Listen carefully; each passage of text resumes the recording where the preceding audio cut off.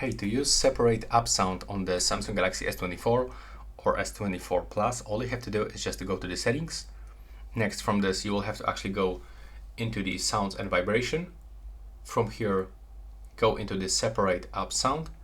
And as you can see from here, we can actually play media sound from apps that we select on separate audio device. So what does it mean? That, for example, if you are using YouTube music only when you are wearing your headphones, it actually means that you can turn it on this device.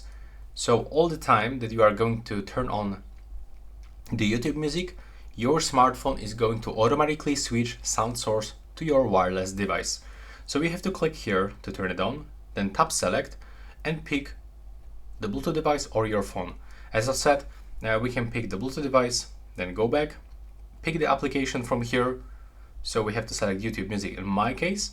As you can see, we can even set the multiple apps. And if you download any additional applications, like for example, Tidal, Apple Music, Spotify, you can add those apps by clicking here and then selecting from the list. So that's all right now. Please subscribe to my channel.